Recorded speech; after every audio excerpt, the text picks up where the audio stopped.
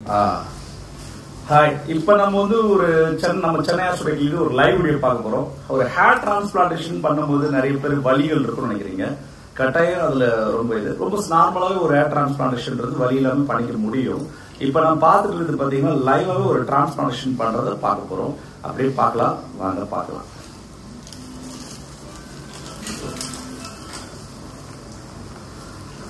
இப்ப நீங்க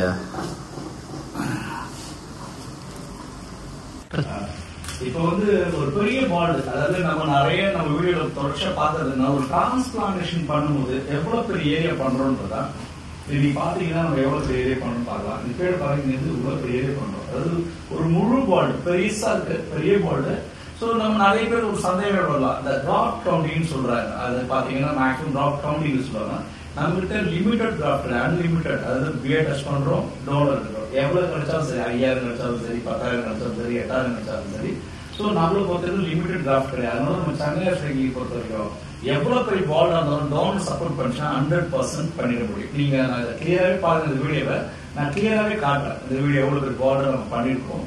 அது என்ன டென்சிட்டியில பண்றது பிரச்சனை இல்லை, ஸ்பிளிட் பண்ணி கூட போடலாம். சோ நம்ம எந்த அளவுக்கு டென்சிட்டி கொடுக்கணும், 2 லேயர் ப்ராசஸ் சொல்றது. அதாவது 2 லேயர், ஒரு லேயர் பண்ணி அது மேல இன்னொரு லேயர் பண்றோம். சோ 2 லேயர் பண்றோம்.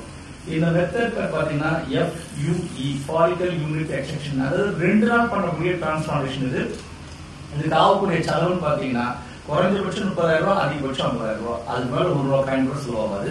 அதனால பயப்பட தேவையில்லை. இந்த டிரான்ஸ்பிளான்டேஷனை பொறுத்த வரைக்கும் உங்களோட ரிசல்ட் பாத்தீங்கன்னா 6 மாசம் 10 நாள்ல சொட்ட தள்ளி பழைய முடி பார்க்கணும். எக்ஸ்ட்ரேட் பண்ண மாதிரி 6 மாசத்துல பாத்தீங்கன்னா தலையை தூக்கி வரலாம். அப்புறம் நிறைய பேருக்கு ஒரு சந்தேகங்கள் வரலாம், அதாவது தொடர்ச்சியா மெயின் பண்றது மெடிசின்ஸ் எடுக்கணுமான்னு. அப்படி ஒரு விஷயம் தேவையில்லை, மெடிசின்ஸ் தேவையில்லை. நம்ம சென்னை ஹாஸ்பிட்டல் தொடர்ந்து எந்த மெடிசின்ஸ் எடுக்க வேண்டாம். இதுல ஷாம்பு பண்ணிக்கலாம், முடி வெட்டிக்கலாம், மொட்டை அடிச்சுக்கலாம், குளிக்கலாம், எல்லாமே பண்ணிக்கலாம். அதனால ஒரு டிரான்ஸ்பிளான்டேஷன்ன்றது ரொம்ப எளிமையானது. எவ்வளவு டென்சிட்டியா பண்றோம்ன்றத நம்ம தொடர்ச்சியா பார்க்கறோம். இப்ப நம்ம முழுசா நான் காட்டுறேன், வீடியோ முழுசா பாருங்க. எப்படி பண்ணிட்டு இருக்கோம், பேஷண்ட் என்ன சொல்றாருன்றத நம்ம மொத்தமா பார்ப்போம்.